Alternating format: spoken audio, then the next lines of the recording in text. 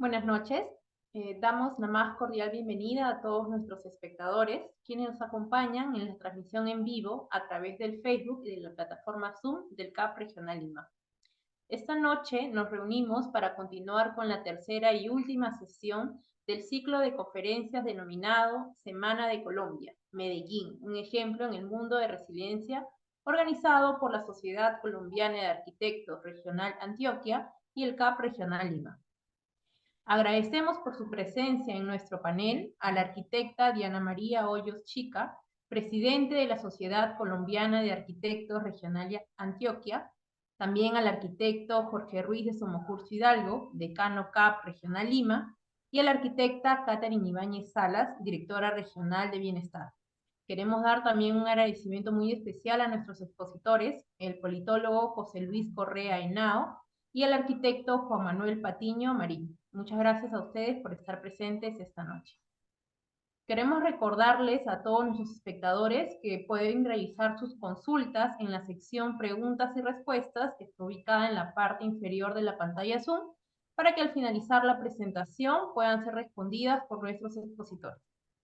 Queremos anunciarles también a nuestros espectadores que pueden adquirir su certificado digital de participación. El área de eventos, comunicaciones y difusión se va a comunicar vía correo electrónico con todos los asistentes para informarles del proceso. Bueno, sin dar más preámbulo, quiero dar pase a la arquitecta Catherine Ibáñez Sala para poder dar inicio a este evento. Adelante, arquitecta. Muchísimas gracias, Catherine.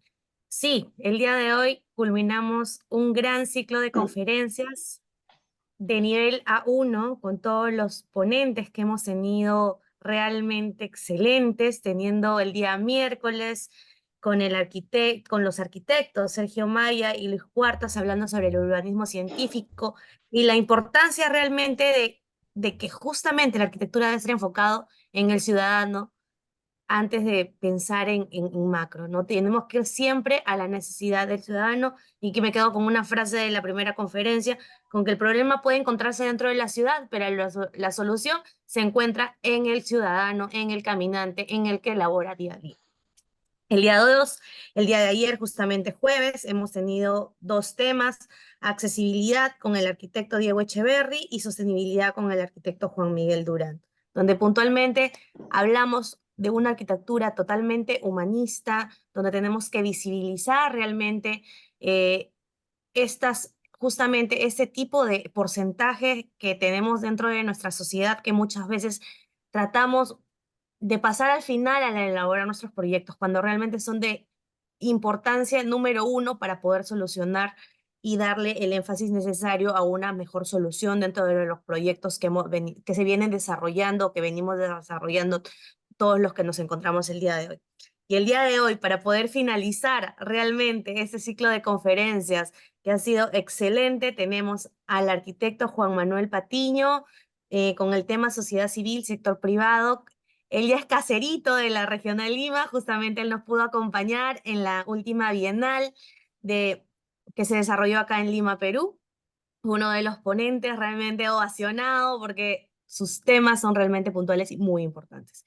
Entonces, tendremos el día de hoy una charla magistral sobre el tema, y también tendremos al politólogo José Luis Correa para que nos pueda hablar sobre seguridad y resiliencia, lo que a muchos de los profesionales se nos olvida, el tema de la resiliencia con la sociedad. Entonces, hoy día realmente va a ser candente, va a ser muy bonito este cierre. También agradecerle, y aprovecho ya básicamente porque después nos van a poder dar las palabras tanto nuestro decano, el arquitecto Jorge Ruiz de Somocurcio.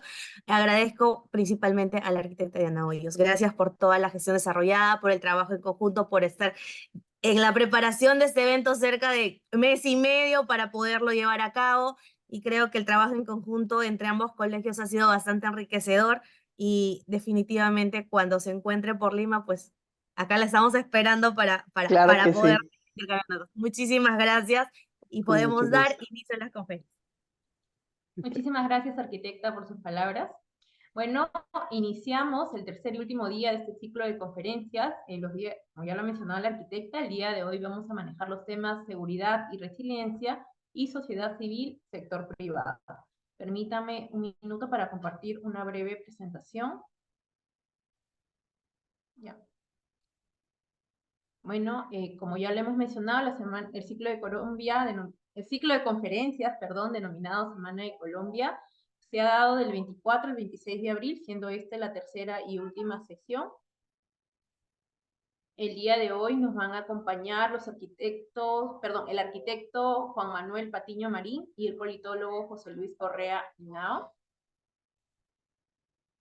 El politólogo José Luis Correa Henao es politólogo por la Universidad Pontificia Bolivariana, magíster en estudios políticos y doctor en filosofía de Universidad Pontificia Bolivariana.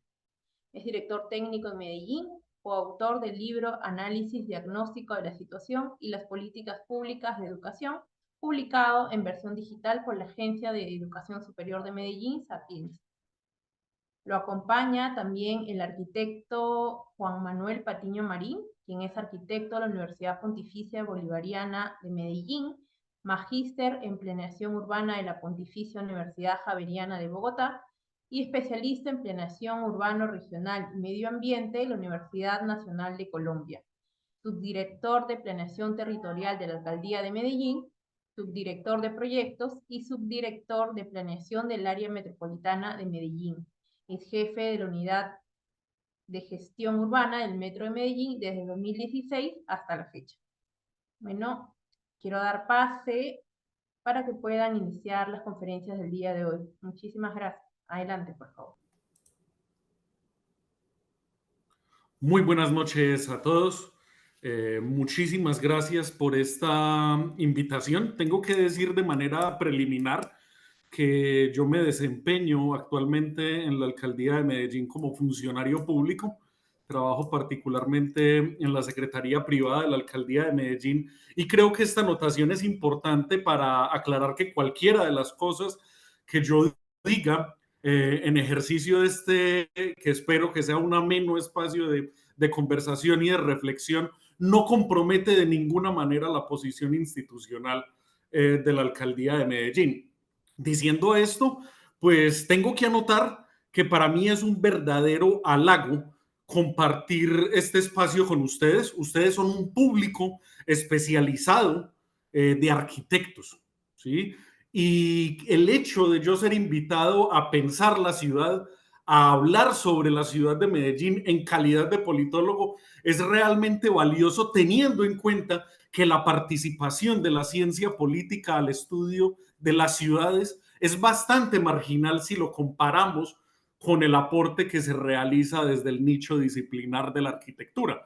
Esto fue en algún momento objeto de una de mis investigaciones y ciertamente pues hay una diferencia abismal en lo que respecta al nivel de conocimiento que se tiene sobre la ciudad. Ustedes me invitaron a hablar particularmente del asunto de la seguridad en la ciudad y particularmente en la ciudad de Medellín. Con respecto a esto, yo quiero traer a colación una reflexión, considero yo, bastante interesante y es extraída de un texto que leí hace ya algunos años llamado El triunfo de las ciudades. Es un libro escrito por Edward Glaeser, seguro muchos de ustedes lo conocen, y Edward Glaeser comienza a reflexionar sobre una amplia cantidad de ventajas que tiene la densidad urbana, una gran cantidad de ventajas que tienen las ciudades. Una de ellas es el hecho de que en la medida en que mayor número de seres humanos estén concentrados sobre un territorio específico, hace que las necesidades de consumo de combustible sean menores, de consumo de energía sean menores y por ende la ciudad es más ecológica, paradójicamente, que la vida de un mismo número de habitantes en la dispersión rural. Nos habla también de mayores ventajas que tiene el Estado al momento de proveer a una comunidad de servicios públicos. Es mucho más barato para el Estado proveer servicios de educación, de salud, de acueducto, de alcantarillado a una comunidad concentrada en una unidad urbana, a proveer de esta misma cantidad de servicios a una población dispersa en el ámbito rural. Pero las ciudades también tienen desventajas. Una de ellas la vimos en el 2020, ¿sí? El año del COVID-19. Las ciudades en la medida en que son densas, propician la propagación de las enfermedades. Pero así como se propagan las enfermedades con mayor posibilidad, con mayor facilidad en las ciudades, también hay que advertir de una enorme desventaja que tienen estos núcleos urbanos. Y estamos hablando particularmente de la inseguridad, del conflicto, de la violencia, porque en la medida en que haya mayor cantidad de seres humanos sobre la misma cantidad de territorio, pues las posibilidades de conflictividad van a ser mayores. Las posibilidades de que haya desencuentros entre estos ciudadanos van a ser mayores. Agréguenle a eso que en una ciudad el trabajo de los organismos de seguridad y justicia es más complejo. Piensen ustedes en un homicidio que se produce en un ámbito rural. Piensen ustedes cuántos sospechosos tiene que investigar el Estado para poder esclarecer un delito. En una ciudad el número de sospechosos es muchísimo mayor. La cantidad de pistas que debe seguir un investigador es muchísimo mayor. El trabajo de la fuerza pública es muchísimo más complejo también por el número de los seres humanos. Y añadamos otro ingrediente adicional a la discusión, y es que las ciudades, que por definición fueron creadas sobre una lógica de acumulación y concentración de capital, no necesariamente tiene que ver este proceso con la acumulación y la concentración de capital legal, que en principio es así, y en el caso de Medellín también lo es.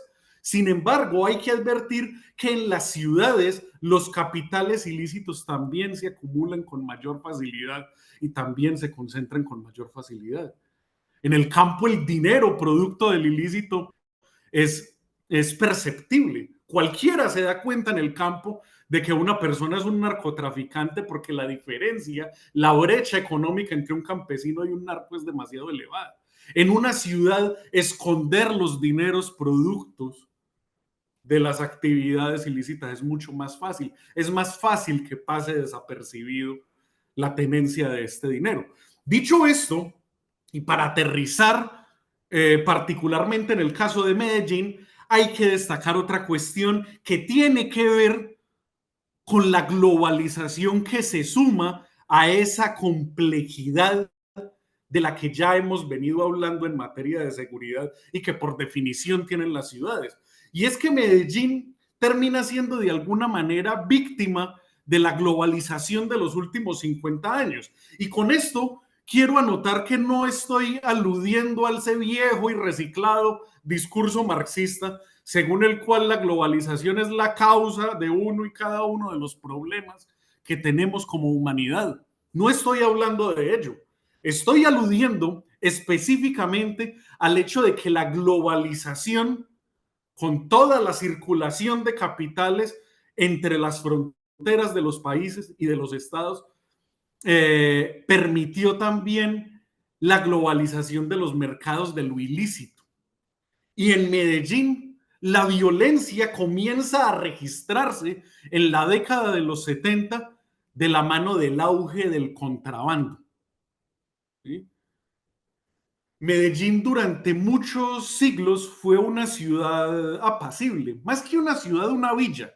Ustedes me entenderán que Medellín fue una población muy pequeña durante muchos siglos. Y de esta villa apacible quedan registros de violencia muy escasos. Se nos dice marginalmente que por allá en el año de 1873 se registró lo que durante mucho tiempo fue el crimen más grave que hubo en Medellín, el famoso crimen del Aguacatal. Y ese crimen del Aguacatal consistió en un episodio en el que una persona que no estaba en sus cabales ingresa a una vivienda y mata a 6 personas. Y eso durante 100 años fue el crimen más grave que hubo en la ciudad.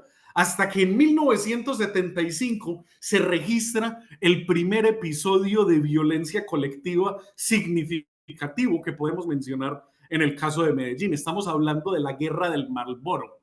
Y esa guerra de Marlboro es una guerra que se produce entre contrabandistas porque ya la competencia entre estas personas y entre los grupos dedicados a esta actividad se estaba volviendo más y más intensa. Después de esta guerra del Marlboro, aparte de los contrabandistas, comienzan a sumarse como resultado de esa globalización también otros actores. Piensen ustedes, por ejemplo, que tuvimos el auge del narcotráfico. El narcotráfico en una era que no sea global posiblemente no logre el desarrollo que logró durante las últimas décadas. Ese narcotráfico impactó la ciudad de Medellín de una manera notoria. Ahorita vamos a mencionar un poco sobre esas cifras y esas estadísticas. Y añadanle a eso que como resultado de esa globalización nos llega también el influjo de lo que estaba ocurriendo en el resto del mundo en el marco de la denominada Guerra Fría, que son los grupos subversivos, las guerrillas, impactan a la ciudad de Medellín a partir de la década de los 80 y de los grupos antisubversivos o grupos paramilitares que surgen en la ciudad de Medellín a comienzos de los 80 y que van a perdurar durante varios años e incluso décadas. ¿Sí? Aquí estamos entonces hablando de un escenario en el que hay distintos actores compitiendo, disputando, ejerciendo la violencia los unos con los otros, controlando territorios. Un mismo territorio controlado a veces por varias estructuras criminales, y esto va a tener una consecuencia política y humana absolutamente nefasta, y es que entre más estructuras tengan dominio sobre el mismo territorio, menor va a ser la libertad del individuo.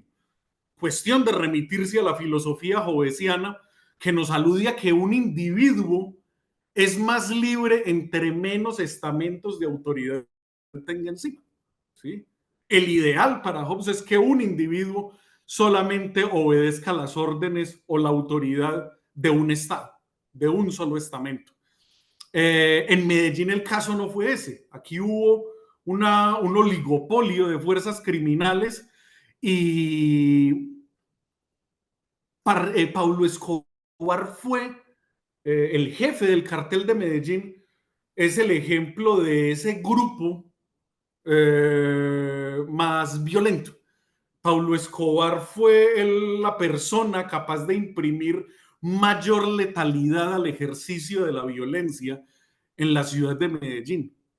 Pablo Escobar es la persona que mayores libertades restringió en la ciudad de Medellín.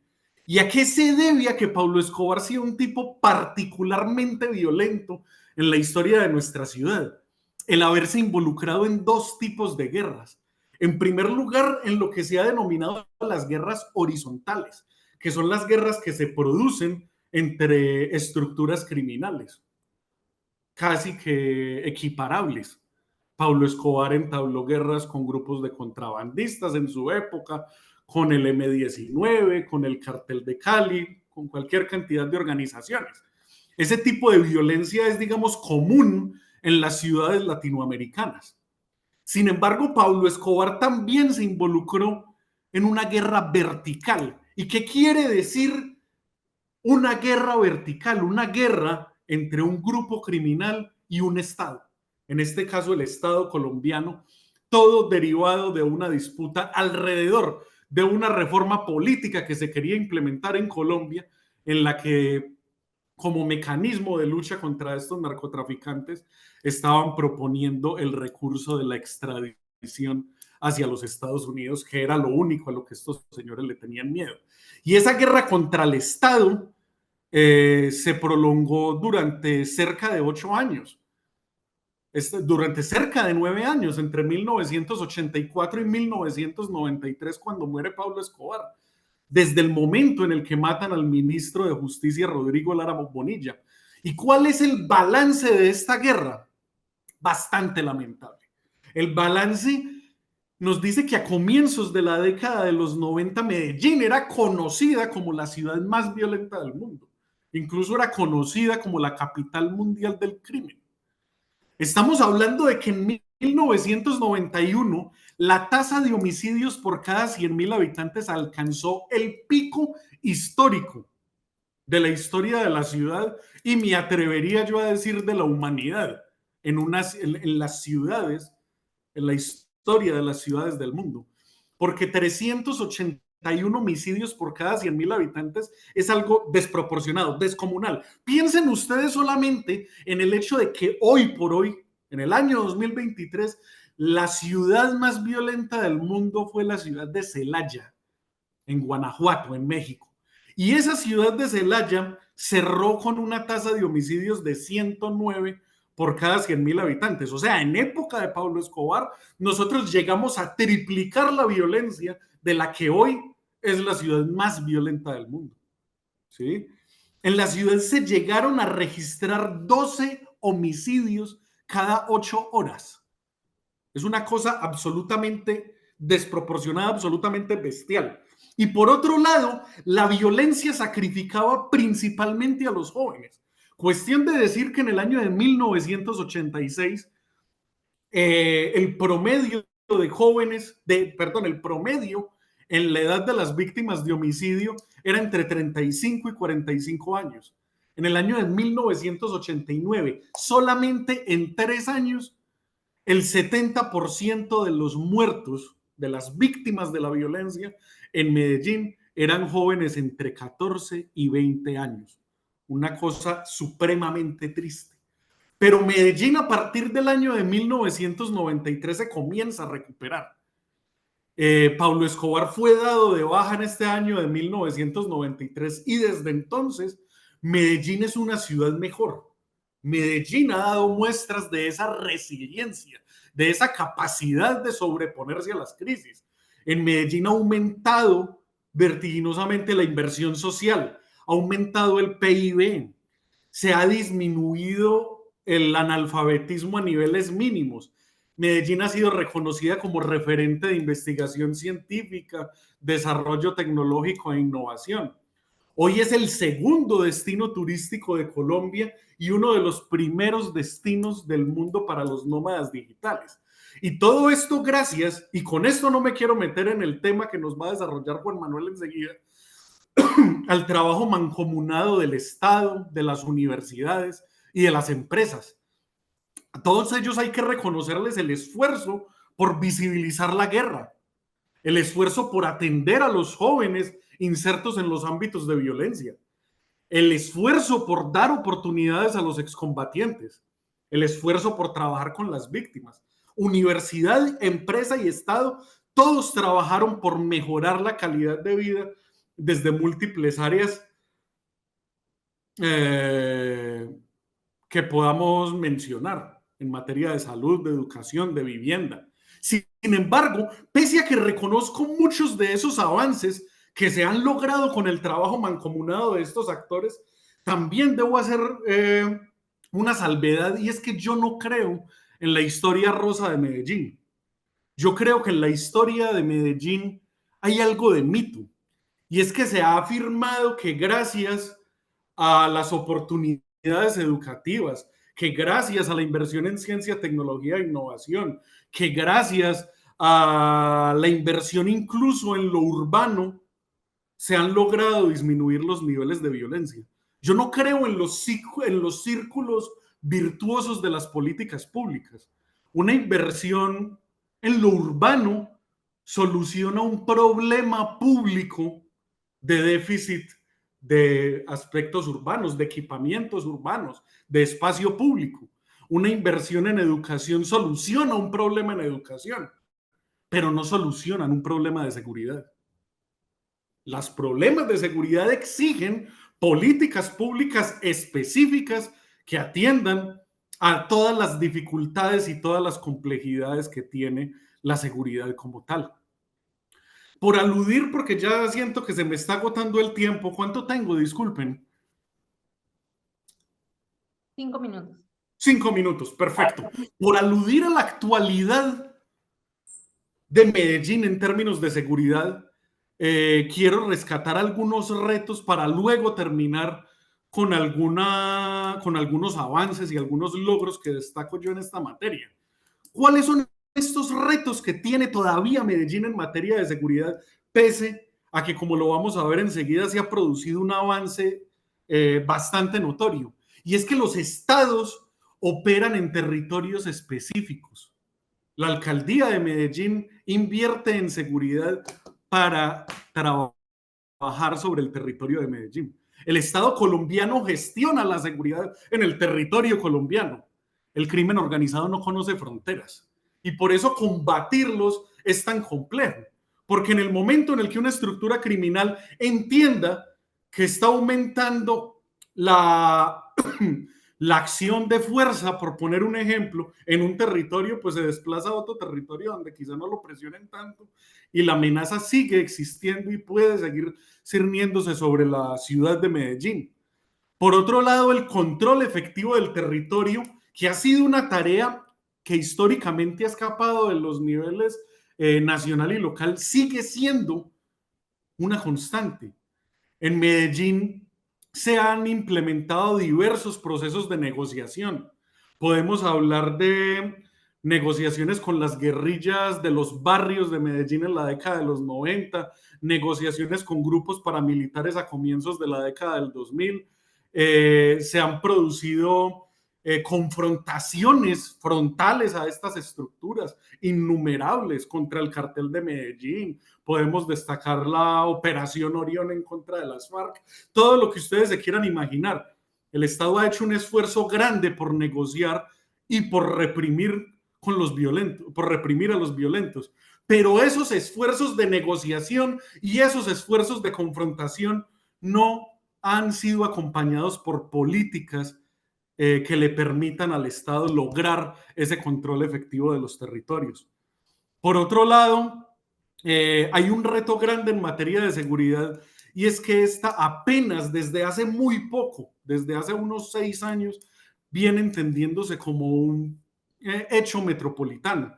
En la ciudad de Medellín hay 10 municipios y cada uno de esos municipios tiene un alcalde y eso termina surtiéndose en algo bastante complejo porque cada alcalde termina formulando su política de seguridad y no necesariamente esta está coordinada con la de los demás municipios, aunque hay que reconocer que se han producido esfuerzos durante el curso de los últimos años. Por otro lado, hay un reto y es que debe seguir redoblándose esta apuesta por construir confianza ciudadana, porque esa confianza ciudadana permite aumentar los niveles de denuncia y por ende de conocimiento del Estado del problema de la inseguridad. Y por otro lado, la confianza ciudadana se traduce en cooperación con los organismos de seguridad y justicia. ¿Qué podemos reconocer como avance?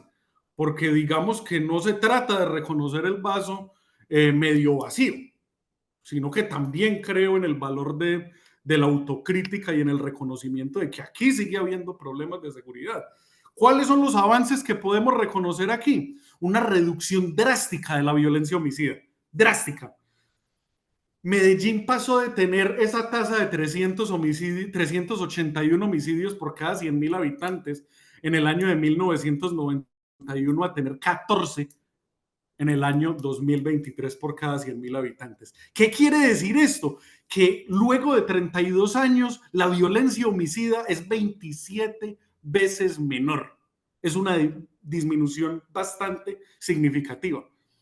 Otro caso, luego de que Medellín fuera la ciudad más violenta del mundo y fuera la capital mundial del crimen, Medellín desde el año 2015 salió del ranking de las 50 ciudades más violentas del mundo. ¿Qué podemos reconocer también como avance? Que la cantidad de actores criminales ha disminuido, por lo que los niveles de violencia son cada vez menores. En Medellín ya no hay guerrillas. Escasamente las hay haciendo trabajo de proselitismo, pero no haciendo trabajo armado en los distintos territorios. Por otro lado, los grupos paramilitares en gran medida se desmovilizaron y solamente un reducto calculado por el gobierno nacional del 10% reincidió en estas actividades criminales. Digamos que la cantidad de grupos letales o al menos con voluntad de ejercer la letalidad en Medellín es cada vez menor. y eso favorece las condiciones de orden político, y no siempre esa disminución de los grupos tiene que ver con la acción directa del Estado, aunque en muchas ocasiones así lo ha sido. Por otro lado, el Estado colombiano y el Estado local han mostrado mayor fortaleza durante los últimos años. Y con esto no quiero decir que siempre haya existido voluntad. Que tengan fortaleza no quiere decir que siempre hayan estado dispuestos a garantizar derechos y a imponer obligaciones en el territorio. Pero digamos que por lo menos ya hoy hay una mayor capacidad institucional de la que teníamos hace 30 años. Yo creo que con esto puedo cerrar la intervención, y desde luego estoy atento a la intervención del arquitecto Juan Manuel y a lo que posteriormente queramos desarrollar en el espacio de las preguntas. Muchas gracias. Muchas gracias, José Luis. Bueno, continuamos con el arquitecto Juan Manuel Patiño, por favor.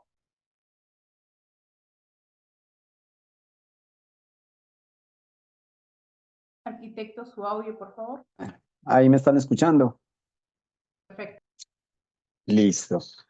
Bueno, un saludo para todos, un saludo muy especial para el decano Jorge Ruiz de Somocur, a la arquitecta Diana, presidenta de la Sociedad Colombiana de Arquitectos Seccional Antioquia, pues obviamente a mi compañero de panel José Luis Correa, a la arquitecta Catherine, que yo también me alegro bastante de estar de nuevo con ustedes. Y pues con todo el gusto, muy agradecido además pues por la invitación. Voy a proyectar y me dicen si está compartiendo. ¿Está bien? Ahora sí, perfecto. Listo. Bueno, yo juro de verdad que no me he conversado para nada con mi compañero de panel, y va a ser casi la continuidad de lo que venía conversando José Luis, porque tiene que ver mucho esa relación, esa importancia de la sociedad civil, el empresariado, la academia y los gremios en todo el proceso de Medellín. Entonces, aquí hay una pregunta que me hago para coger unos puntos y digamos, poder mostrar un poco sobre sobre esto que ha pasado en Medellín, y es qué tanto han incidido en la transformación de Medellín estos actores. Y en esto yo me voy a remitir un poco a la historia de Medellín y a los inicios, a los orígenes de la gestión pública, y es la participación de la sociedad civil y del empresariado en la transformación. Aquí digamos que más en el crecimiento de la ciudad, y es que en el siglo XIX, principios del siglo XX, existía una sociedad llamada Sociedad de Mejoras Públicas, que estaba conformada por básicamente sociedad civil, y se encargó de gestionar y apalancar muchas de las infraestructuras que la ciudad tenía o que se construyeron en la ciudad en ese momento para el desarrollo y el crecimiento de la misma.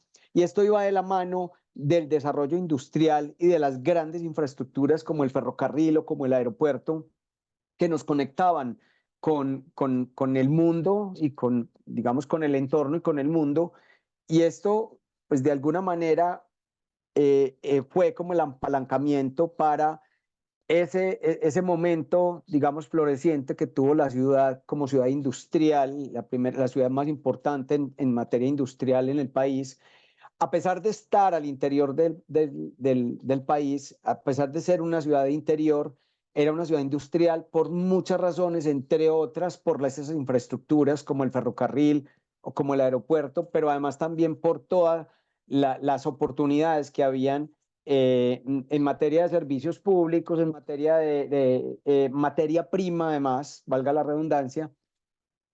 Y digamos que esto da inicio como a ese proceso en la ciudad. Y aparece un hito muy importante que mencionó José Luis, y es el momento de la crisis.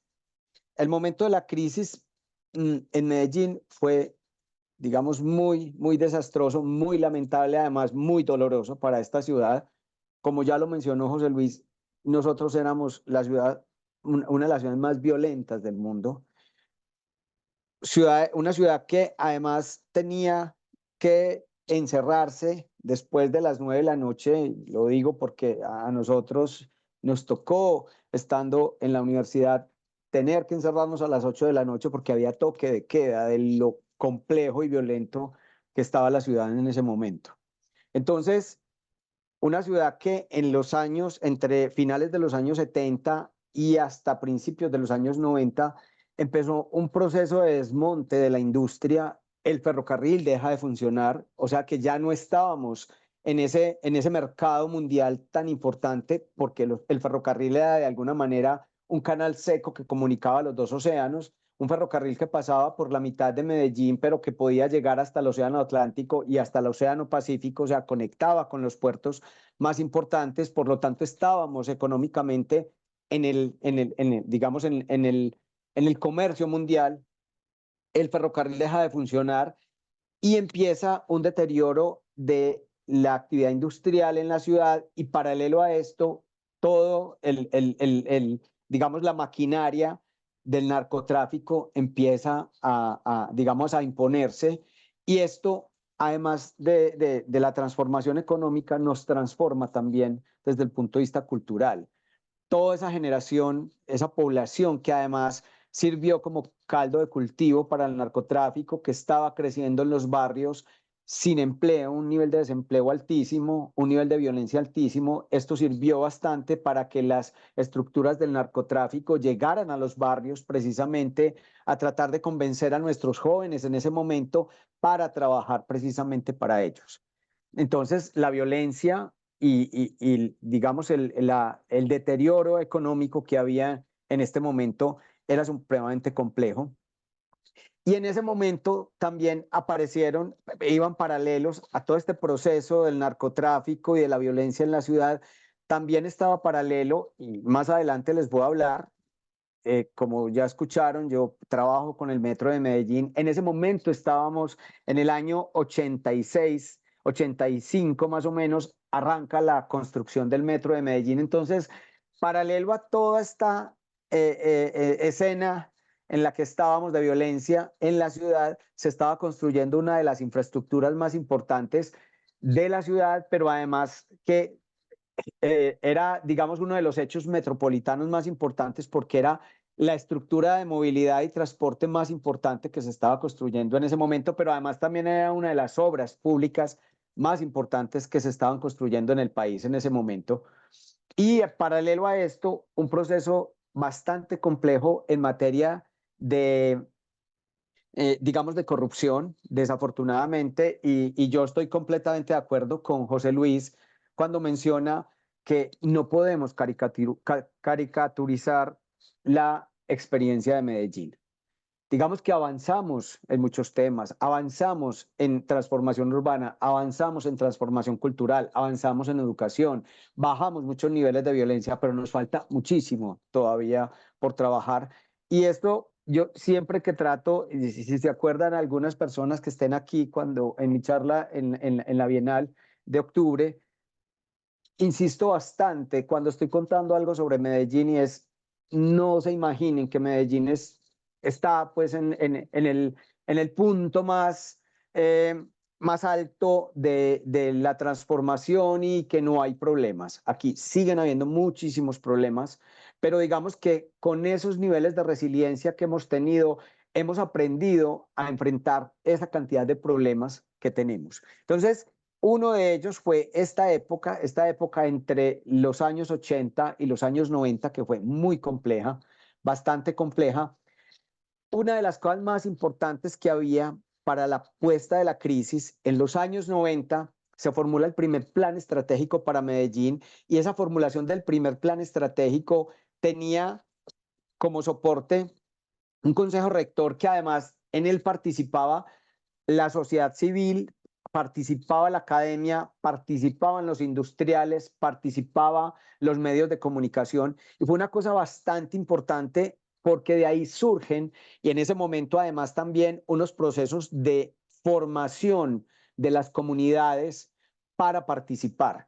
Eso creo que es un hito bastante importante, porque como mencionó José Luis, en el 93, cuando muere Pablo Escobar, empieza un proceso como, digamos, de tratar de salir de la crisis, pero obviamente la crisis ya dejó un coletazo en esa década de los 90, y solo a partir de la mitad de esa década empieza esa, digamos, el tratar de salir, y como yo digo, cuando uno está en el fondo, ya, digamos, la oportunidad es flexionar y empujarse del fondo para salir. Entonces, eso fue un trabajo importante del sector privado, de la mano de las universidades y de la mano del Estado. Y esto es estratégico y por eso es tan importante, porque es la institucionalidad la que hace referencia a esa transformación de Medellín, el respeto por la institucionalidad. Hay una cosa muy importante que a mí me ha parecido muy bonita de Medellín, no siempre, pero en general pasa siempre, y es la relación que hay entre el sector privado con el Estado no conoce tintes políticos. O sea, después de que un gobernante está en la alcaldía o en la gobernación, el empresariado se fila y trabaja de la mano. Como les digo, no somos la panacea, no siempre pasa, desafortunadamente, pero digamos que ha sido común en muchas de las administraciones donde se ha visto de verdad la transformación. Esto es muy importante, y esa institucionalidad pública hace que también nos veamos diferentes. En América Latina, en los años 80, muchas de las empresas prestadoras de servicios públicos, y no me refiero solo a los domiciliarios, sino también al transporte público, fueron privatizadas. Una de las cosas más importantes que tiene Medellín es la institucionalidad pública. El Metro de Medellín es una entidad 100% pública, y aquí aparece esta figura que es muy importante, ahorita van a entender por qué, y es que, perdón un momento, ahora van a entender por qué. Voy a abrir un puntero acá. Van a entender por qué, y es que una empresa industrial y comercial del Estado va a tener un mejor relacionamiento con el sector privado.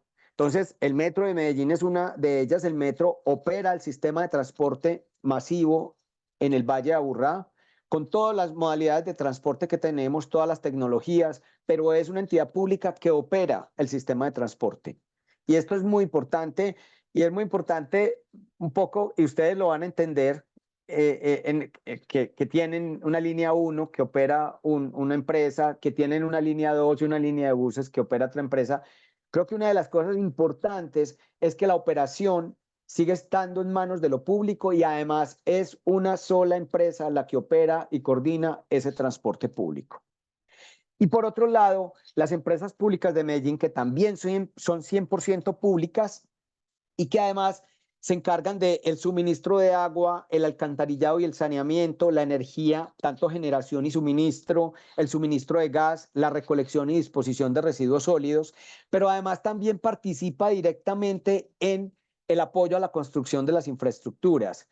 Desafortunadamente, las empresas prestadoras de servicio de transporte no son sostenibles. La ventaja hasta ahora del Metro de Medellín es que por lo menos se ha mantenido en la sostenibilidad sin necesidad de tener un fondo de financiamiento desde el Estado. Digamos que la operación ha sido, sostenida, o digamos autosostenible, y Empresas Públicas de Medellín, que es prestadora de servicios públicos domiciliarios, pues ha tenido la ventaja de ser una empresa muy, muy buena, de mucha calidad, y tiene la oportunidad de entregar excedentes al distrito de Medellín. Eso le ha permitido construir una serie de infraestructuras en la ciudad.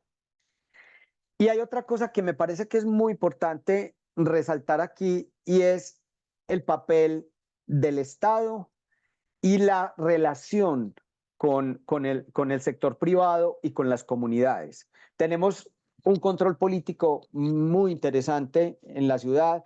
Tenemos un consejo con un alto nivel, digamos, académico, llamémoslo así, que no pasa en todas partes. El Consejo de Medellín tiene un nivel un nivel intelectual muy importante, o sea, las discusiones que se pueden dar y el control político que se puede dar en la ciudad en el marco del Consejo es una discusión bastante, digamos, aterrizada, pero además también con un soporte técnico bastante importante. Y tiene una serie de figuras de relacionamiento con las comunidades. Tenemos veeduría, tenemos seguimiento a la gestión pública, hay comisiones en el Consejo, y esto ha venido formándose muchos de los políticos que son parte del Consejo, o muchos de los políticos que han sido alcaldes desde la década de los 90, fueron parte, muchos de ellos, de esa formación que se dio en participación en ese momento. Entonces, digamos que eso también ha sido parte, o sea, todo lo que pasa hoy, de alguna manera, viene desde el proceso de los años 90. Entonces, quiero hablar precisamente de la experiencia del Metro de Medellín, y esto viene precisamente desde esos años.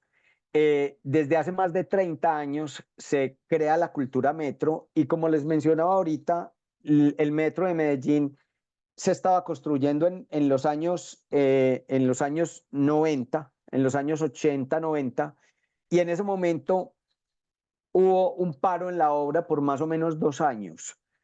Y en ese momento, de la mano del empresariado antioqueño, pues se planteó la necesidad de tener de alguna manera que intervenir las comunidades para que no odiaran una infraestructura que se estaba construyendo en ese momento, y que en ese momento era un elefante blanco porque estaba medio destruido el centro de la ciudad con una obra que estaba parada. Y se crea toda la figura que hoy conocemos como cultura metro.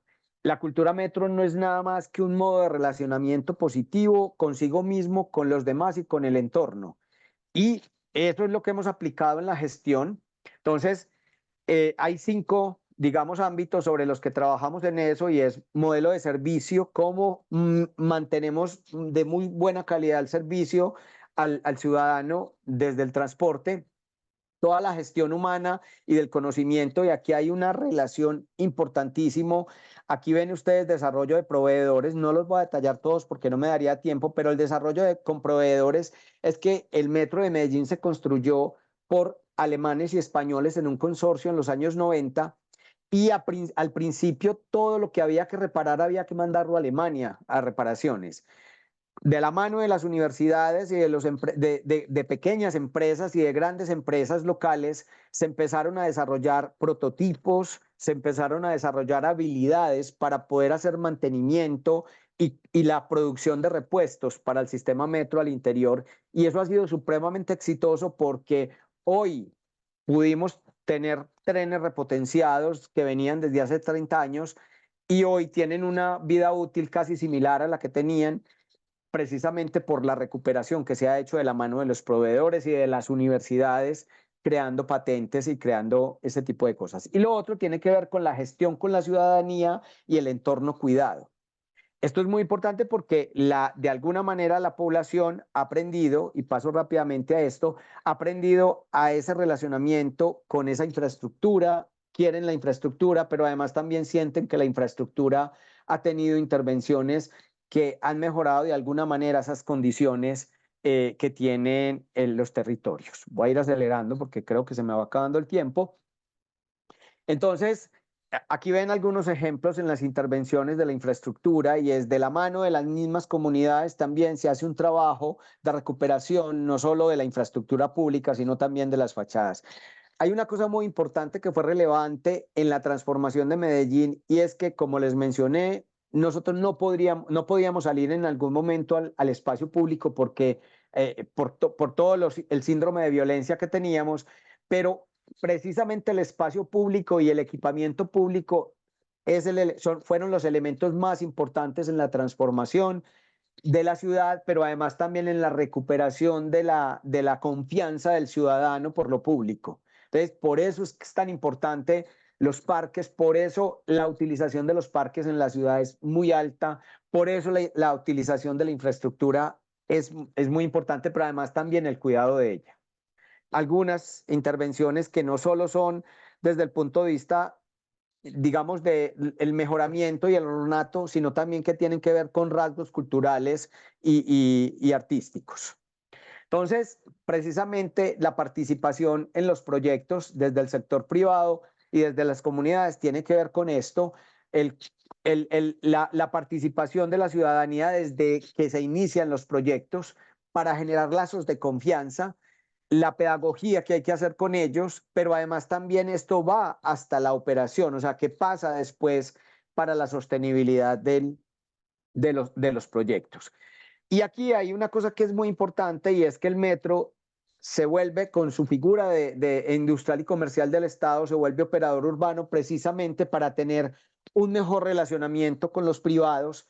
Y aquí aparece una cosa importante y es la manera en que las empresas industriales y comerciales del Estado, basados en la ley colombiana, se pueden relacionar con el sector privado. Es una empresa que tiene, digamos, camiseta pública, que tiene esa estructura pública y principios públicos, pero que puede relacionarse como un privado con el sector privado. Y en esto es importante y es porque en todos esos proyectos y en esas intervenciones que se pueden hacer, uno puede tener relaciones con privados como promotores, estructuradores de proyectos, comercializadores de los proyectos, banca y fiducias para poder hacer desarrollos. Y aquí ya estoy metiéndome en un asunto que toca muy directamente con los arquitectos y es todo el desarrollo inmobiliario que puede haber, con compradores, con constructores, con propietarios de suelo, con administradores inclusive de los bienes. Y esto nos genera de alguna manera una posibilidad y es de poder hacer desarrollos de negocios con diferentes figuras que nos permiten esa articulación con el sector privado. Entonces podemos estructurar negocios que pueden ir desde venta, renta o mixtos y además con diferentes momentos en esos proyectos y diferentes relacionamientos con cada una de estas figuras que acabo de mostrar. Entonces, buscando financiamiento, buscando oportunidades de inversión, pero además también desde la estructuración, en la construcción de los proyectos o en la misma operación de los proyectos. Esto hace que de alguna manera sea digamos, la relación entre el público como una empresa como Metro y el privado, la posibilidad de sacar proyectos adelante, sobre todo el desarrollo de proyectos inmobiliarios, que digamos es uno de los puntos que quería destacar aquí y muy en relación con el gremio que nos acompaña hoy. Yo creo que dejo ahí para que alcancemos a tener algunas preguntas. Muchas gracias. Muchas gracias, arquitecto. Bueno, como lo habíamos anunciado y como se había previsto también, finalizando el espacio de las exposiciones, vamos a dar lectura a algunas preguntas que nos han hecho llegar nuestros espectadores. De parte del arquitecto Javier Guepes Guerrero, él consulta, desde la Alcaldía de Medellín, ¿cómo se evalúa la recuperación de la inversión social urbana? ¿Quién será el responsable del mantenimiento de la obra ejecutada en las comunas deprimidas? ¿Pueden responderle a cualquiera de los dos expositores? No sé si José Luis quiere mencionar algo, yo puedo responder una parte. A ver, en la gestión de las infraestructuras, en el plan de ordenamiento de Medellín existen instrumentos de financiación y digamos, de operación de las infraestructuras públicas. En el caso del Metro de Medellín, hay muchas de las infraestructuras, sobre todo de espacio público, en la que, por ejemplo, el aprovechamiento económico del espacio público, el aprovechamiento de la publicidad exterior visual, se pueden direccionar a la operación y mantenimiento de estas infraestructuras públicas. Dependiendo del tipo de infraestructura, podrían haber instrumentos que ayuden al financiamiento, a la operación, sobre todo de este tipo de infraestructuras. Aquí hay una cosa importante y hay figuras donde el sector privado puede participar directamente y son las áreas de revitalización económica, y es cuáles aportes puede dar el sector privado para la operación y mantenimiento, sobre todo del espacio público y de los grandes equipamientos que tiene la ciudad. Entonces, sí hay figuras de financiamiento de la operación de las infraestructuras. Claro, hubo un momento en el que se construyeron muchas infraestructuras públicas, pero no habían todavía los instrumentos. En el año 2014, que se revisa el Plan de Ordenamiento Territorial, se dejan implementadas una serie de instrumentos que luego más adelante en las siguientes alcaldías se han ido reglamentando para la operación y mantenimiento de estas infraestructuras. Gracias. Perdón, Bueno, complemento una cosa, qué pena, José Luis. Va a complementar algo, y es, también está la figura de la captura de valor, y es parte, por eso es que el metro se convierte en operador urbano, y es precisamente para capturar valor de esas infraestructuras que se están construyendo y que de alguna manera le generan mayor valor al suelo y que pueden de alguna manera captarse a través de varios de los instrumentos que se tienen en el plan de ordenamiento. Ya, José Luis, qué bueno, pena. muchas gracias. En respuesta a la pregunta que nos formulaba Javier, tengo que decir que esta cuestión de evaluar políticas públicas, de evaluar inversión estatal, es un asunto, digamos, bastante complejo, incluso es bastante costoso la tarea de evaluar el impacto que tiene determinada iniciativa gubernamental sobre una comunidad específica o sobre la ciudad en términos generales. Compromete una cantidad de recursos con los que no necesariamente se dispone y con los que casi nunca se dispone. Pero digamos que no es necesario apelar a un conjunto de datos o de metadatos para poder dar, digamos, un panorama sobre la forma como puede evaluarse esto. No sé cómo se evalúe la infraestructura, particularmente desde la alcaldía de Medellín, esa inversión en infraestructura social.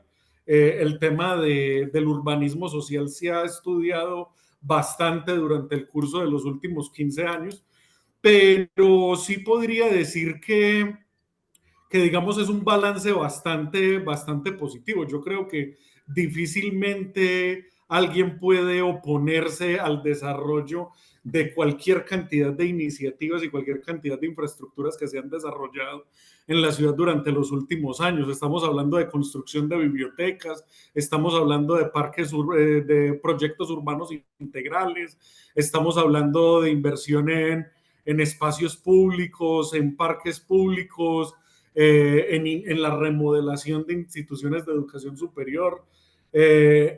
Actualmente se tiene una apuesta fuerte desde la alcaldía de Medellín por intervenir la infraestructura de las instituciones educativas y de la infraestructura deportiva. Digamos que el balance es bastante positivo, claro. Eso no quiere decir que eso esté exento de problemas. La infraestructura social en Medellín ha tenido problemas y yo creo que el gran símbolo, el gran ícono de lo problemático de la inversión social en esta materia en Medellín es el Parque Biblioteca España. Es un parque para ustedes que son arquitectos limeños.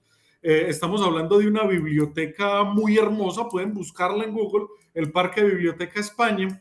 Queda ubicada en la Comuna 1, en la Comuna Popular, y digamos que más allá de esa belleza arquitectónica que reflejaba, por el afán de una visita del rey de España, se aceleró el proceso de entrega de la obra y la obra finalmente quedó mala.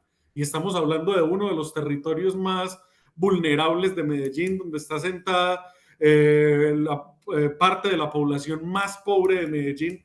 Y digamos que el municipio, ahora distrito, quedó con una deuda que 15 años después todavía no se ha podido saldar. Incluso se espera pues entregar el parque biblioteca durante este año, pero luego de una cantidad de esfuerzos y de una cantidad de inversiones. Ahora bien, ¿quién es el responsable del mantenimiento? Pregunta Javier, de estas infraestructuras. A mí me gustaría tocar un punto de cooperación entre sector público y sector privado, Por ejemplo, esto ha sido valiosísimo. El papel que han tenido los privados en el cuidado, en la dotación de todos estos escenarios y todos estos equipamientos con los que cuenta la ciudad. Postobón, por ejemplo, es una empresa que dona pupitres y contribuye al cuidado de las instituciones educativas. Aquí hay empresas que producen pollos como Cocorico, que contribuyen al mantenimiento de los espacios públicos y de otra cantidad de escenarios. Sin embargo, pues tampoco se puede ignorar el papel que ha tenido también el Estado en todos estos trabajos de ornato, aseo y de mantenimiento en general en las infraestructuras de la ciudad. Creo que son demasiados temas los que habría que tocar, pero no sé si con eso le damos respuesta a Javier. Muchísimas gracias por su respuesta. Tengo aquí algunas otras consultas. ¿Cómo se generan espacios de relacionamiento público-privado en Medellín?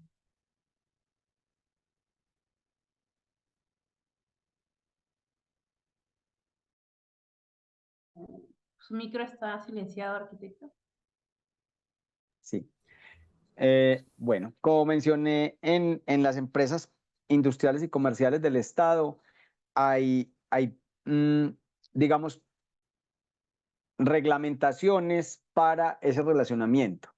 Digamos que este tipo de industrias tienen estatutos propios de contratación donde es posible hacer ese tipo de relacionamientos, pero además también la alcaldía tiene algunas de sus secretarías tienen relacionamiento directo con los privados. Entonces, digamos que hay una participación muy directa del sector privado en la gestión y digamos que eso ha sido siempre transparente en la ciudad y es cómo se relaciona el sector privado con la alcaldía directamente o cómo se relaciona con las empresas del conglomerado.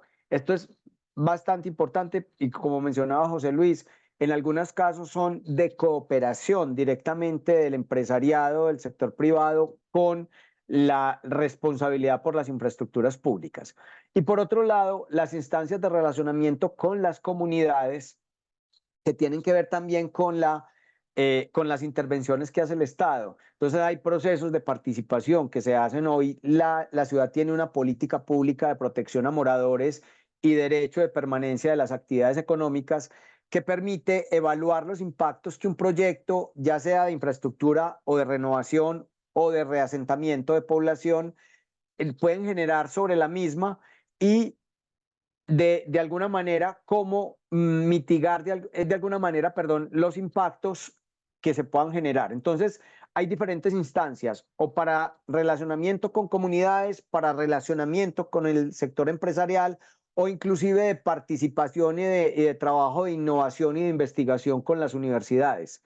Desde hace muchos años, la alcaldía de Medellín, lo mismo que el metro, casi todas las entidades públicas tienen un programa que se llama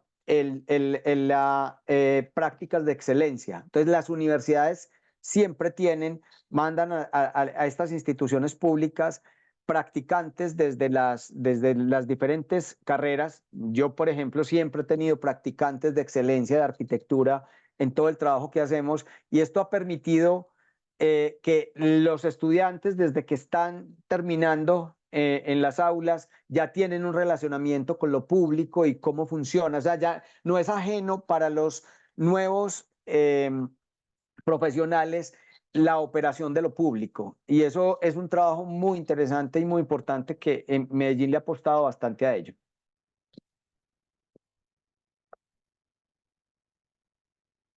Tienes el micrófono silenciado. Sí, muchísimas gracias.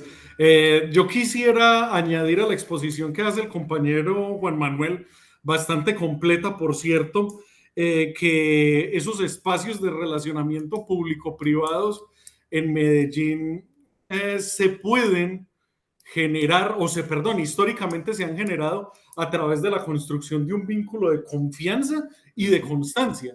Aquí se han creado espacios de cooperación importantísimos como el Comité Universidad Empresa Estado, por ejemplo, que articula pues cualquier cantidad de actores en pos del desarrollo de la ciudad particularmente pues de la población más vulnerable. Hay que añadir, digamos, aquí varios actores. Yo creo que nosotros estamos en mora de añadir a ese comité Universidad, Empresa, Estado, a los ciudadanos como tal, a distintos grupos organizados de ciudadanos para que tengan participación e injerencia en estos ámbitos. Pero digamos que aquí la clave y la constante es la continuidad y es la confianza.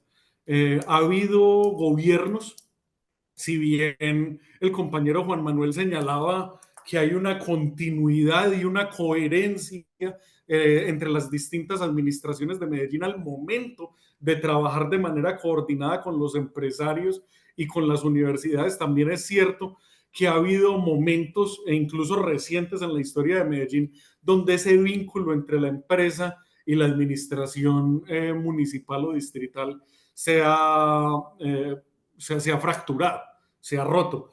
Eso, digamos, no ha sido tampoco óbice para que luego de esos impases administrativos se recompongan esos vínculos y ese trabajo mancomunado. Aquí, por ejemplo, hay que mencionar un trabajo importantísimo que hace la Cámara de Comercio de Medellín para Antioquia de manera conjunta con la alcaldía de la ciudad a través de la estrategia de los clústeres que busca potenciar el desarrollo económico en nichos específicos, ¿sí? Potenciar desarrollo económico en la ciudad a través de la construcción, del sector textil, de la moda, de la energía eléctrica. Hoy por hoy incluso ya se está hablando de generar condiciones de desarrollo económico a partir de la economía circular, a partir del reciclaje y cualquier cantidad de actividades que terminan siendo amigables con el medio ambiente y por ende, y por lo demás dejando también recursos económicos. Eso, digamos, sería lo que yo tendría para complementar con respecto a lo que exponía el compañero. Yo complemento una cosita que se nos ha olvidado de pronto a José Luis y a mí, y es el papel tan importante que juegan los gremios. Los gremios, el gremio de la construcción, el gremio de los profesionales, la Sociedad Colombiana de Arquitectos, obviamente, la sociedad, la Cámara Colombiana de la Construcción, la Cámara Colombiana de Infraestructura, todos los gremios de alguna manera hacen parte de todos estos procesos. Muchas gracias. Tenemos otra consulta. ¿Cómo hacen efectivo el recaudo de la captura de valor con los pobladores de la zona? Bueno, la captura de valor se hace de varias maneras. Medellín tiene varias formas de captura de valor. La captura de valor se puede generar por obras o acciones que ha hecho el Estado sobre el territorio, mejoramientos de infraestructura. Entonces, digamos que dependiendo de la zona, se hace la captura de esos valores. Por ejemplo, cuando son zonas muy deprimidas y que lo que se hace es presencia del Estado con estas infraestructuras que obviamente no mejoran las condiciones de ingreso de la población, y ahora también lo mencionaba José Luis, es que el hecho de que a mí me hagan una cancha muy buena o que me hagan una biblioteca al lado de la casa no está mejorando mis ingresos, pero sí está mejorando de alguna manera la calidad de vida. Entonces, en ese caso, la captura de valor, digamos, no es tan importante, es, digamos, una inversión más social, pero sí hay captura de valor por decisiones del Estado en materia de infraestructura. Aquí tenemos varias figuras para eso. Tenemos la figura que es muy tradicional en Latinoamérica, que es la valorización, el derrame de valorización, pero también tenemos figuras como la plusvalía por obra pública.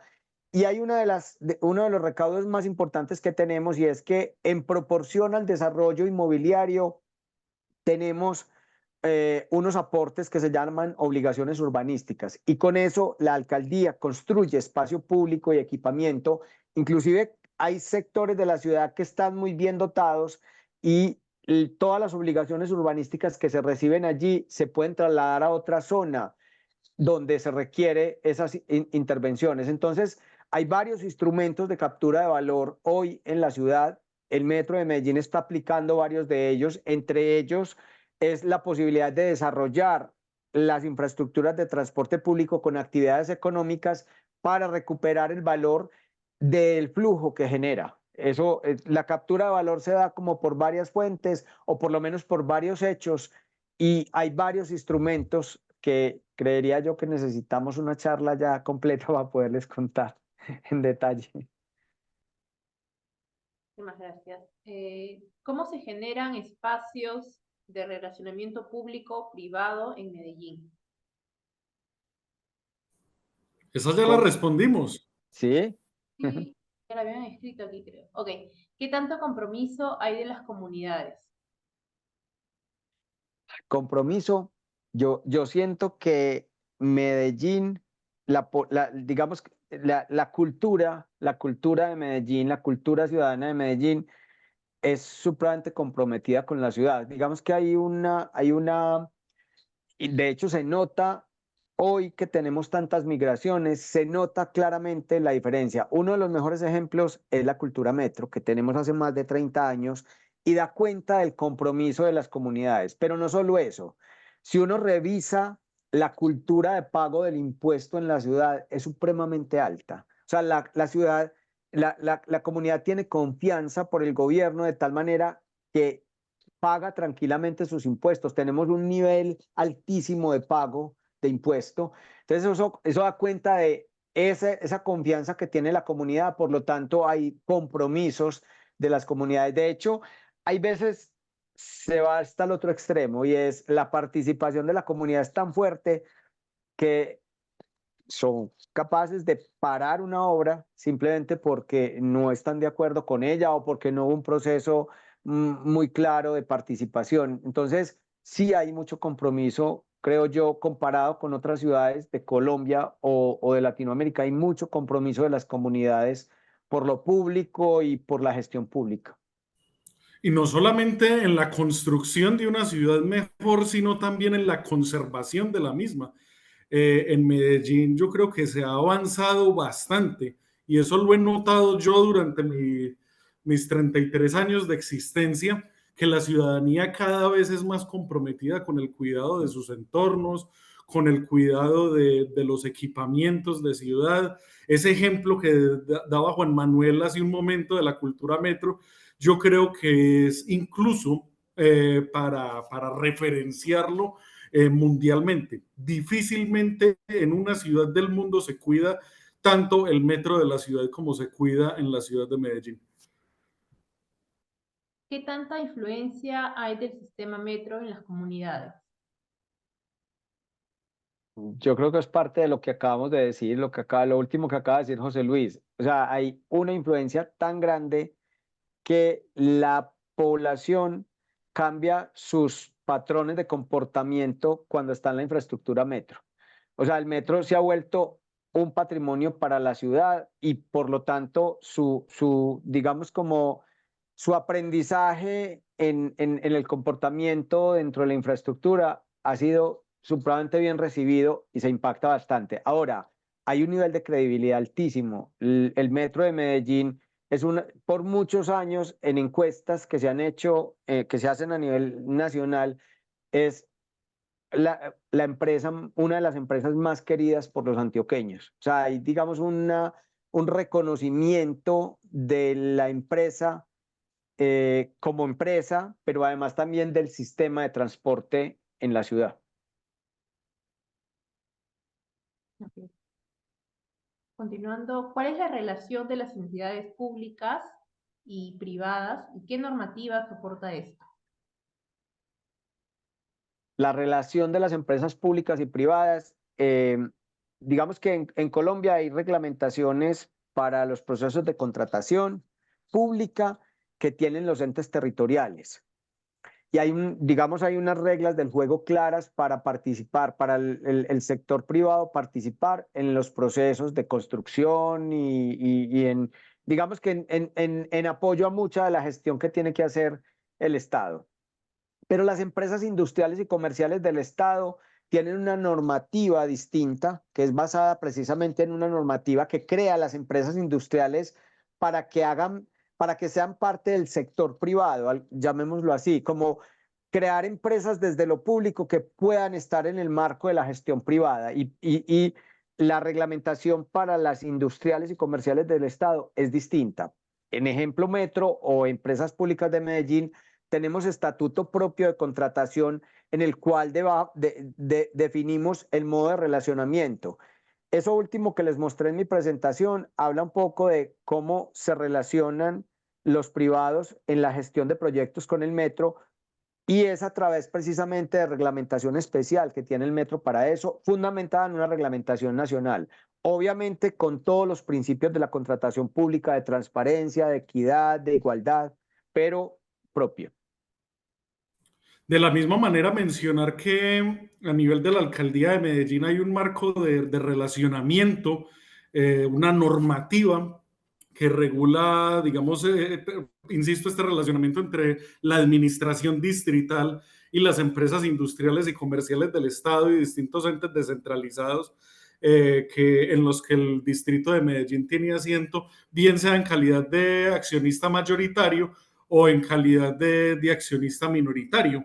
Y esos convenios marco de relacionamiento se construyen y se deconstruyen, digamos, dependiendo mucho de la voluntad política, pero respetando esos principios a los que aludía Juan Manuel, como por ejemplo la independencia de las organizaciones, respetando cualquier cantidad pues, de parámetros de autonomía, sin dejar de perseguir un propósito de brindar lineamientos estratégicos o de asignar lineamientos estratégicos a estas entidades. Ok, finalizando la sección de preguntas, tenemos una última consulta. ¿Qué opinión tiene el Metropolitano de Lima y qué recomendaciones darían para su mejora? Bueno, a ver, el Metropolitano, voy a tratar de responder como desde la mirada del sistema de transporte. Primero, es un sistema muy ordenado, me parece a mí, y es muy ordenado y tiene, a diferencia de la línea 1, tiene una cobertura muy interesante y es porque es la manera más fácil de llegar al centro de la ciudad, que creo que es una oportunidad importantísima. Me parece que funciona muy bien. Creo que debería tener mejor aprovechamiento. De hecho, por ahí andamos en algunas conversaciones con ellos porque alguna posibilidad para apoyarlos en estos temas de aprovechamientos, porque creemos que hay posibilidad de captura de valor en una infraestructura de estas que podría ayudar al financiamiento y a la operación mucho más. Creo que las estaciones podrían tener mucho más aprovechamiento a través de actividades económicas, de publicidad exterior visual, y lo mismo en los buses que es posible financiar, pero creo que es un sistema que opera bastante bien, por lo menos para el tráfico que tiene ese corredor que va hasta el centro.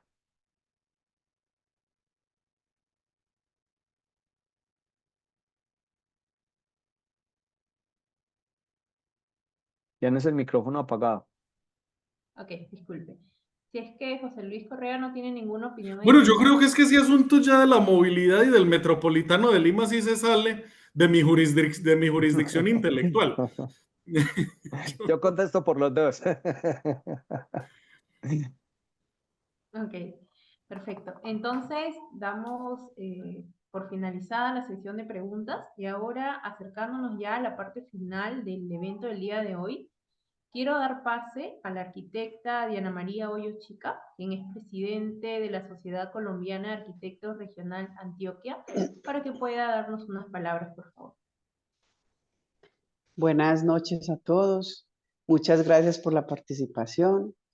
Felicitar pues a nuestros panelistas. Excelente exposición. Creo que ya tienen una idea muy global de lo que es Medellín, los que no lo conocen. Es un lugar muy lindo. Los esperamos, los invitamos a todos. Cuando quieran venir, estamos dispuestos a atenderlos. Y decirle al Colegio de Arquitectos de Lima y al decano Jorge que estamos muy complacidos con el convenio que tenemos con ustedes. Este es el inicio, digamos, no el inicio, no, la continuación, porque ya hicimos lo de la Bienal, ¿cierto?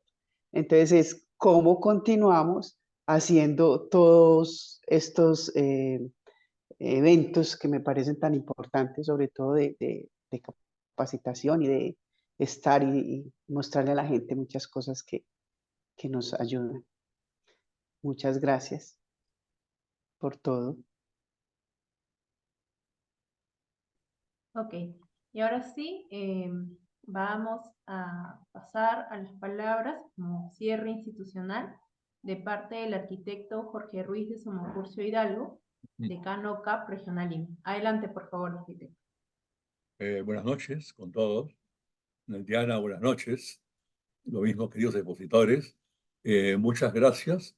Hemos seguido con atención toda esta jornada de los 3 días y cabe aclarar que quien ha hecho la selección de los expositores ha sido la decana, Diana Hoyos, la directa Diana Hoyos, ya, y en realidad armó un extraordinario equipo profesional que desde la primera presentación que nos hizo ver la importancia de una visión planificadora, ordenada, integral, pero trabajada con la gente como ingrediente fundamental hasta el epílogo de hoy.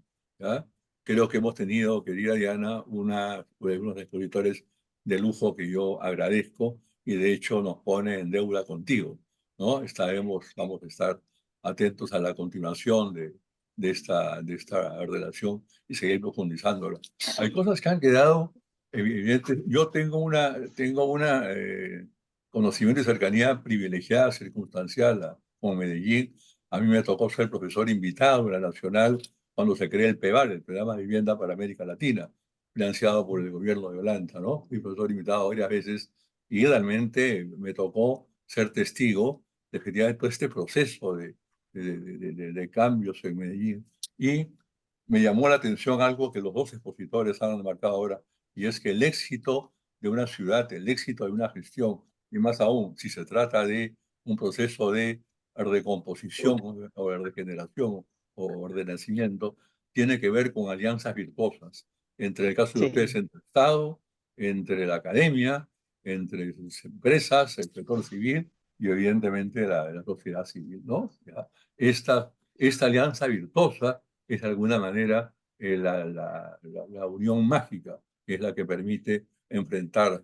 A ustedes han salido del fondo de la olla en muy pocos años y en este momento Medellín se vanagloria de ser una ciudad icónica, ¿no? Tomada y despedida como ejemplo en muchos foros en el mundo, ¿no? Entonces, creo que para nosotros es una primera epílogo muy valioso, la conjunción virtuosa de esas grandes fuerzas, ¿no? Estado, academia, sector privado y sociedad civil. Lo otro es que además se trata de un sector privado que debe tener aquello que se conoce como responsabilidad social. Hay muchas preguntas de arquitectos que han estado asistiendo a las conferencias que han tratado de indagarlo. ¿Cómo se conecta el sector privado? ¿Cómo se conecta? ¿Cómo se vincula? ¿Cómo participa? Pero de un lado tiene que haber un sector público que sea muy proactivo, un sector público que genere las condiciones, o decimos nosotros, que se compre el pleito. Y este sector público es el que genera y atrae entonces el interés privado, ¿no? Que se suma y toma también una dinámica por su cuenta muy valiosa, que supone aquí a una hoja de ruta. Creo que fue Patiño el que señaló lo interesante, es que en el momento de la salida de la crisis, los 90, Medellín se dota de un plan estratégico como hoja de ruta. Qué interesante. Te dotas de una carta de navegación que tiene que haber sido en su momento un acuerdo social. Eso es un contrato social en que toda la sociedad, ¿no? Entonces está dispuesta a respetar. Aquí sería el equivalente al plan MET. El plan MET que se está elaborando ahora, el plan MET 2040, que está aprobado porque está en un proceso de solidarización por los distritos. Ese plan tiene que ser igualmente esa hoja de ruta en la cual todos primero sintamos que hemos participado, ¿no? Los gremios estamos para eso, por ejemplo, pero toda la sociedad civil, organizaciones de base sientan que han participado, que están presentes ahí, y que este plan nuestro se convierta en una hoja de ruta que sea, ¿no? Bien recibida y que sea sentida como propia. Eso uno. Lo otro que me parece a mí interesante es, volviendo al rol de la arquitectura y el urbanismo, ¿no? Al final de todo, el epílogo, todo se traduce en un quehacer urbano arquitectónico. A mí me tocó ser testigo también por haber llegado a Medellín de un trabajo muy bonito que fue la recuperación de Moravia. Moravia era el basurero, ¿no es cierto, Diana? El basurero de Medellín. Creo que en esa época era alcalde Sergio Fajardo y convoca a un grupo de arquitectos, a la cabeza estaba un amigo mío, Gilberto Arango, ¿no? Para recomponer toda esa situación, convertir el basurero, o sea, no en el lugar indígena que era, sino en un lugar digno para ir. Por lo tanto, había que sacar la basura, ¿no? Y a la gente que estaba ahí reacomodar y acomodar en condiciones dignas. El proyecto acabó con éxito, lo acabó con éxito, y llegó el momento en que hubo que dejarle a la comunidad no solamente la vivienda, sino el equipamiento, el centro cultural, el centro comunal, el lugar de reuniones, ¿ya? Perfecto. ¿Y qué cosa hizo el equipo de Moravia? Mira, asombroso. El equipo de Moravia llamó a uno de los mejores arquitectos del mundo, a Rogelio Salmona, y le encargó a Rogelio Salmona el diseño del centro cultural comunal. O sea, los pobres, ¿verdad?, disfrutando de una de las mejores arquitecturas del mundo. Ese es un mensaje espectacular. Y a mí me ha tocado ir a Moravia varias veces y no hay un ladrillo pintado, no hay una cultura metro, ¿ah? No hay una mancha, no falta nada, no falta nada. Está totalmente intacto, ¿no? Así como Medellín se da el lujo de tener escaleras eléctricas en los cerdos. Yo cuando he mencionado eso como ejemplo, acá por ejemplo, una escalera eléctrica y al día siguiente se la roban, ¿no? Allá en los cerdos de Medellín, las escaleras eléctricas las cuida la gente, ¿no? Entonces, toda esa parte, efectivamente, una cultura de qué cosa importante, se ha logrado internalizar el espíritu, el alma de la ciudad entrado en la gente lo siente tuyo, siento que hay de todo. Ahí tenemos muchísimo para hablar y podríamos hablar mucho más sobre esto, ¿no? A mí, lo que me queda, Diana, queridos expositores, Juan Luis, el arquitecto Patiño, que nos conocimos acá en la Bienal, a todos, ¿no? Y a los que no están, pero han estado participando, agradecerles y con la confianza que estoy seguro yo que quienes han seguido arquitectos acá del país y de Lima, que han seguido estas conferencias, seguramente se han sentido, están sintiendo de algún modo renovados con vuestro mensaje. Es un mensaje renovador, es un mensaje provocador, ¿ya? Diana, a través tuyo, contigo, Janine de cariño, ¿no? ¿Ah? Muchísimas gracias, ¿ya? Muchas gracias. Solo me queda dar por clausurado esta jornada, ¿no? Y vuelvo a repetir, mi más profundo agradecimiento, estamos en deuda y nos seguiremos viendo. Jorge, quería hacer, digamos, hacerles una invitación, ¿sí? Estamos desde la Sociedad Colombiana de Arquitectos, vamos a dictar la 9ª corte del Diplomado de Interiores, Diseño de Interiores, que ha tenido un éxito rotundo. La próxima semana vamos a iniciarlo, ¿sí? De pronto, Caterina, bueno, gracias. Tienen un 10% de descuento las personas que han estado acá en las charlas. Entonces, los invitamos muy especialmente a que puedan disfrutar de este diplomado que de verdad es muy interesante. Estaremos Quedan atentos, totalmente Diana, vamos invitados. a difundirlo. Muchísimas gracias por este siguiente nuevo paso. Listo, Jorge. Muchas gracias a ti también. Muchas gracias, Caterina, por todo. Gracias a Ya, ustedes. entonces, Catherine, bueno, por un lado, no quiero dejar de agradecer a quien ha conducido esto, que es la arquitecta Catherine Ibáñez, ¿no? ¿Ya? Sí. La gran organizadora. Muchas gracias, Catherine. Y a ti, Catherine, también, Catherine, que estás haciendo de A la otra moderadora. también. También tienes la última palabra para cerrar el evento. Muchas gracias. Sí, antes de cerrar el evento, bueno, como lo mencionó la arquitecta Diana Hoyos, nosotros vamos a reiterar la difusión de este beneficio que tenemos gracias al convenio con la Sociedad Colombiana de Arquitectos. A todos los asistentes los invito a seguirnos en nuestras redes sociales para que puedan estar pendientes de estas y otras comunicaciones que siempre estamos día a día manteniéndolos informados. Antes de finalizar el evento y dar cierre ya final, les voy a pedir por favor a nuestros expositores que puedan encender sus cámaras para ya tomar la tradicional fotografía de cierre, por favor. Yo me muero de la vergüenza porque me encuentro en una oficina pública y donde estoy apagaron la luz. Entonces, No se déjenme. preocupe. Estamos en racionamiento Si por es que no el... logra conseguir la luz, nosotros hacemos la magia luego y vamos a colocar una de las otras fotografías que ya le hemos ido tomando en el transcurso del evento. Lo que es. Vamos a ver si No, es que todo está apagado. No, No se preocupe. No se No, pero ahí preocupe, te si se ves, ahí te acerca, ves, José si se Luis, ahí te acerca lo ves. logramos ver. Ahí Y te como ves. le comento, Es- nosotros podemos te vemos. desplazar luego la imagen. ¿Sí? Muy Perla, por bien. favor, atenta. Vamos a hacer una toma final. Sonrían, por favor. ¿Confirmas, Perla? Sí, Catherine, gracias, ya está. Nada, Listo. gracias, Muchísimas gracias. gracias. Gracias Adiós, a ya todos por su arquitectos. asistencia. Bueno, muchas gracias a ustedes. Hasta Muchas luego. gracias. Gracias. Hasta Esté luego. bien.